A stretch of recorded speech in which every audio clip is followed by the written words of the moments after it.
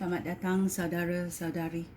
Hari ini kita mau mendengar 1 Korintius babak 11, perjamuan Tuhan. Ya, mari kita bermula. Tentang menudung kepala ketika beribadat. Aku memuji kamu kerana kamu sentiasa mengingatkan aku dan mengikut ajaran yang aku berikan kepada kamu. Aku mahu kamu memahami hal ini. Kristus ialah kepala setiap orang lelaki. Kristus adalah kepala setiap orang lelaki. Suami ialah kepala isteri dan Allah ialah kepala Kristus.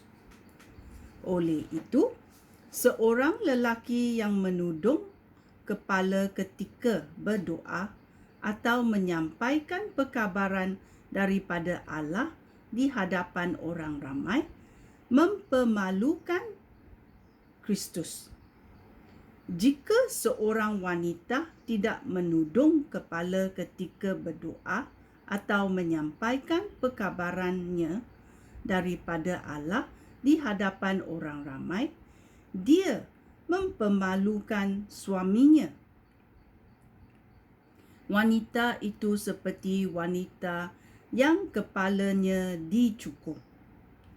Jika seorang wanita tidak mahu menudung kepalanya, lebih baik dia menggunting rambut. Tetapi amat memalukan jika seorang wanita dicukur kepalanya ataupun digunting rambutnya. Oleh itu, lebih baik dia menudung kepalanya. Seorang lelaki tidak perlu menudung kepala kerana dia mencerminkan rupa dan kemuliaan Allah.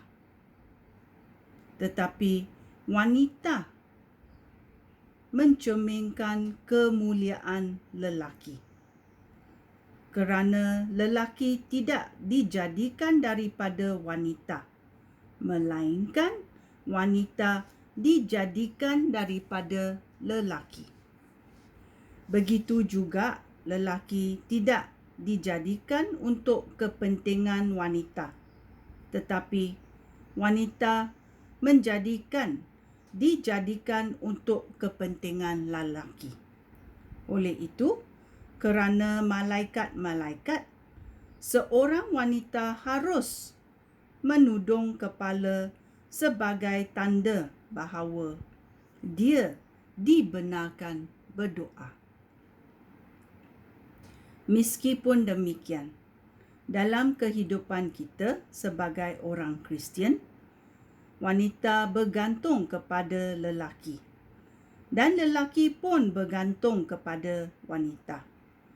Hal itu demikian kerana meskipun wanita dijadikan daripada lelaki, tetapi selepas itu lelaki dilahirkan oleh wanita dan segala sesuatu berasal daripada Allah. Baiklah, kamu pertimbangkan sendiri. Patutkah seorang wanita berdoa kepada Allah di hadapan orang ramai dengan tidak menudung kepala? Menurut kebiasaan, kamu diajar bahawa lelaki yang berambut panjang bukanlah sesuatu hal yang patut. Tetapi bagi seorang wanita, rambut panjang yang diberikan kepadanya adalah untuk menutupi kepalanya dan menjadi kebanggaannya. Tetapi jika sesiapa mahu bertengkar tentang masalah itu, inilah satu-satunya jawapan yang dapat aku berikan. Baik, kita maupun jemaah Allah lainnya tidak mempunyai peraturan lain. Perjamuan Tuhan. Tetapi Tentang hal yang berikut ini, aku tidak memuji kamu. Pertemuan ibadat kamu sebenarnya tidak membawa kebaikan, melainkan keburukan. Pertama sekali, aku diberitahu bahawa dalam pertemuan kamu terdapat golongan yang berlawanan. Aku percaya bahawa sedikit sebanyak laporan itu benar. Sebenarnya tidak menghairankan jika timbul perpecahan antara kamu, supaya nyata sesiapa orang Kristian yang sejati. Pada waktu kamu berhimpun, sebenarnya yang kamu makan bukannya perjanjian Tuhan. Hal itu demikian kerana pada waktu makan, setiap orang berebut makanan, sehingga ada yang tidak dapat makanan, yang ada pula yang menjadi mabuk.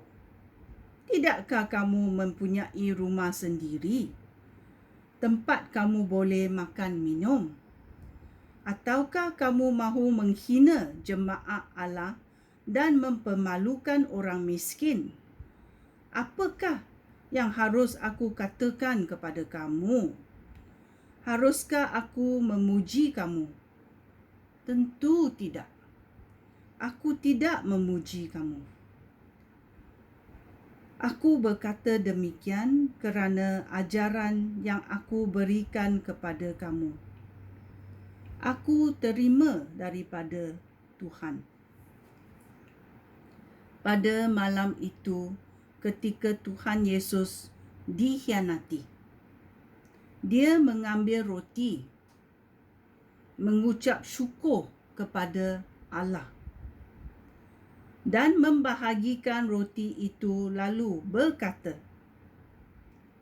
"Inilah tubuh aku yang diberikan untuk kamu. Lakukanlah hal ini untuk mengenang aku." Begitu juga setelah habis makan, dia mengambil cawan itu lalu berkata, "Cawan ini perjanjian Allah yang baru, yang disahkan dengan darah aku. Setiap kali kamu meminumnya, lakukanlah hal ini untuk menyenangkan aku." Oleh itu, setiap kali kamu makan roti ini dan minum dari cawan ini, kamu memberitakan kematian Tuhan sehingga Dia datang. Dengan demikian, sesiapa makan roti Tuhan dan minum dari cawannya dengan cara yang tidak menghormati Tuhan, orang itu berdosa terhadap tubuh dan darah Tuhan. Oleh itu, setiap orang harus memeriksa diri lebih dahulu. Barulah dia boleh makan roti itu dan minum dari cawan itu. Hal itu demikian kerana sesiapa makan roti dan minum daripada cawan itu dengan tidak mengerti bahawa perjamuan itu berkenan dengan tubuh Tuhan, orang itu akan mendatangkan hukuman kepada dirinya sendiri.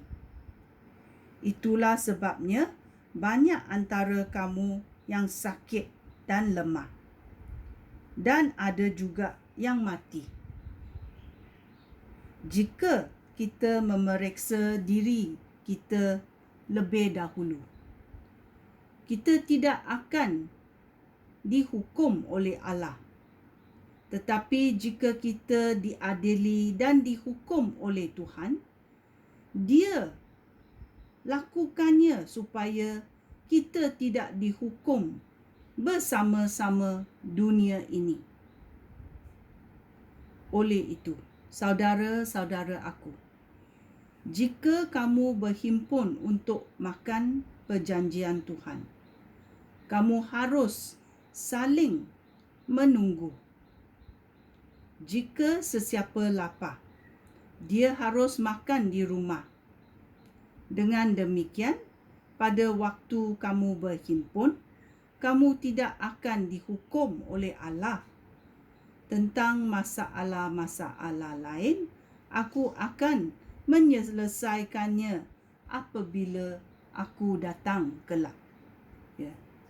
Perjamuan Tuhan adalah perjamuan yang suci.